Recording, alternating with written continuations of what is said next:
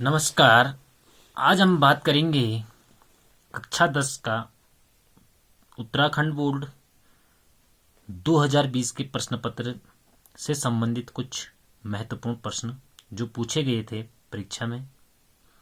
तो पहला प्रश्न था उसमें, अमोनियम हाइड्रोक्साइड का रासायनिक सूत्र है।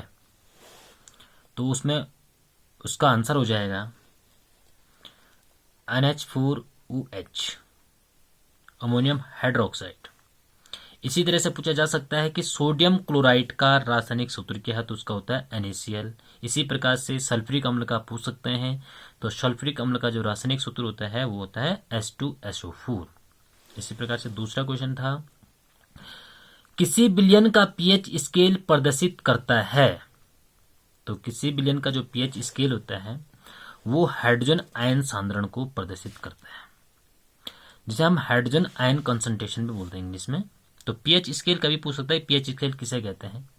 तो पीएच स्केल किसी विलयन की अम्लीयता एवं क्षारीयता का एक मापक है, ठीक, जिसका पूरा नाम होता है पोटेंशियल ऑफ हाइड्रोजन।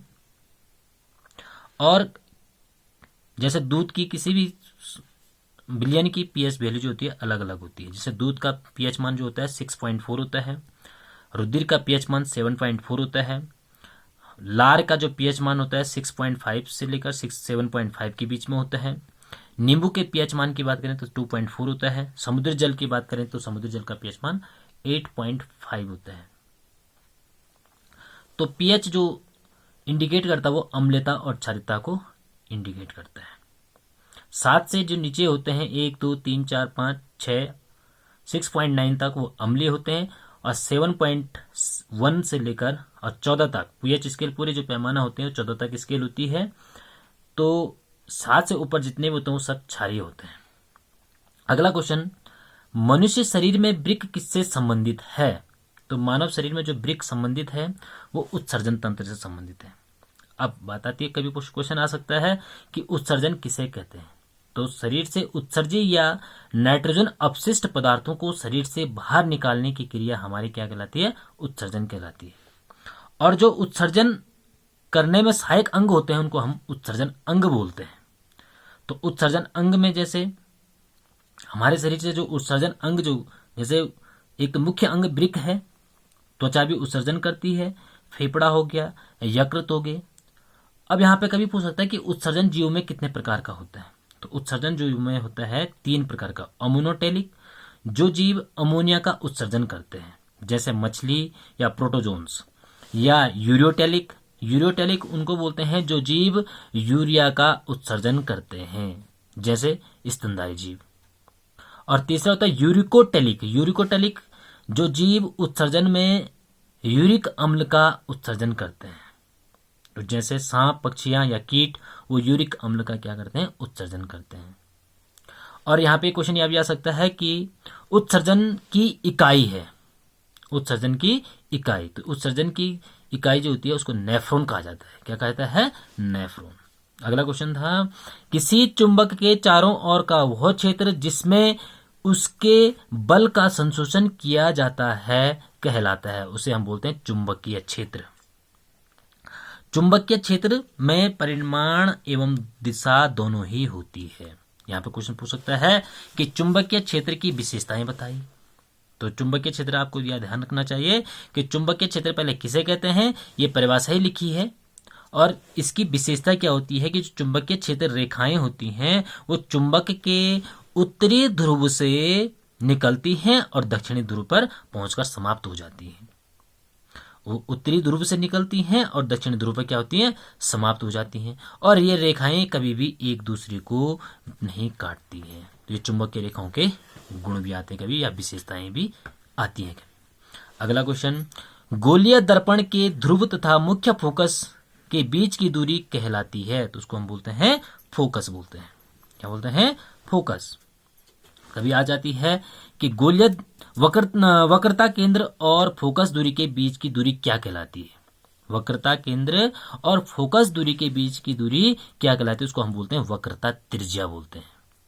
अगला क्वेश्चन था उसमें कि किसी पारिस्थितिक तंत्र में जो जीव उत्पादक द्वारा उत्पादित भोजन पर प्रत्यक्ष या परोक्ष रूप से निर्भर रहते हैं कहलाते हैं, उनको हम बोलते हैं उपभोक्ता।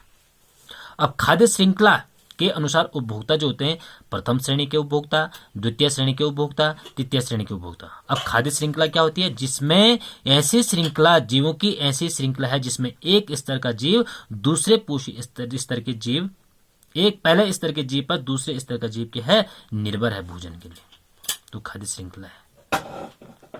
अगला क्वेश्चन आता है, वर्षा के जल का पीएच मान जब 5.6 से कम जाता है तो वह क्या कहलाता है? उसको हम बोलते हैं अम्लीय वर्षा। क्या बोलते हैं उसको? अम्लीय वर्षा। अब यहाँ पे कभी आता है कि अम्लीय वर्षा किसे कहते हैं? एक तो यह है कि जब पीएच मान क्या होता है 5.6 से कम हो जाता है तो उसको हम अम्लीय वर्षा बोलते हैं। अम्लीय वर्षा में जो होते हैं सल्फर डाइऑक्साइड और नाइट्रोजन ऑक्साइड, ये मिलकर क्या करते हैं? जल के साथ अभिक्रिया करके नाइट्रिक अम्ल और गंधक का तेजाब का निर्माण करते हैं, जिसको हम अम्ल वर्षा बोलते हैं। इसको हम क्या बोलते हैं? अम्ल वर्षा। अगला क्वेश्चन है, पुंकेसर एवं स्त्री केसर दोनों युक्त पुष्प क्या कहलाते हैं? जिस पुष्प में पुंकेसर, स्टामेन और पिस्टल दोनों ही उपस्थित हो, ऐसा पुष्प क्या कहलाता है? द्विलिंगी पुष्प बोलते हैं। और जब पुष्प में पुंकेसर हो, दोनों में केवल एक हो, या तो पुंकेसर हो या स्त्री केसर ही हो, तो ऐसे पुष्प क्या कहलाते हैं? एक लिंगी पुष्प कहलाते हैं। द्विलिंगी पुष्प में जैसे सरसों हो गया, मटर हो गया, ये द्विलिंगी पुष्प होते हैं। एक लिंगी पुष्प उन्हें कहते हैं जिसमें केवल एक ही लिंग होते हैं, या तो पुंकेसर होगा या स्त्री केसर, दोनों में एक प्रेजेंट हो। जैसे एक लिंगी पुष्प, ये ककड़ी हो गई, कद्दू हो गई, ये हमारे क्या होते हैं? एक लिंगी पुष्प होते हैं। अगला क्वेश्चन है कि एक व्यक्ति दूर की वस्तुओं को तो स्पष्ट देख सकता है परंतु निकट रखी वस्तु को सुस्पष्ट नहीं देख पाता, उस व्यक्ति में कौन सा दृष्टि दोष होगा? तो उस व्यक्ति में होगा दूरदृष्टि दोष।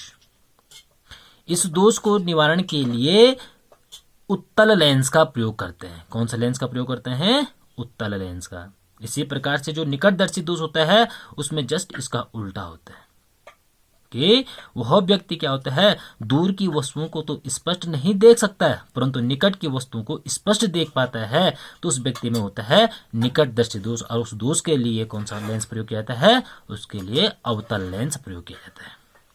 अगला क्वेश्चन, ऊर्जा के एक वैकल्पिक स्रोत का नाम बताइए। तो ऊर्जा के एक वैकल्पिक स्रोत सौर ऊर्जा। इसके अतिरिक्त जो ऊर्जा के वैकल्पिक स्रोत हैं वो हैं पवन ऊर्जा, ज्वारीय एवं लहरिया ऊर्जा, भूतापीय ऊर्जा, बायोगैस ऊर्जा, बायोमास ऊर्जा। ये ऊर्जा की पृथ्वी पर क्या है? एक वैकल्पिक स्रोत हैं। धन्यवाद। अगर मेरी वीडियो आपको अच्छी लगी हो इसको लाइक एंड सब्सक्राइब और शेयर जरूर करें।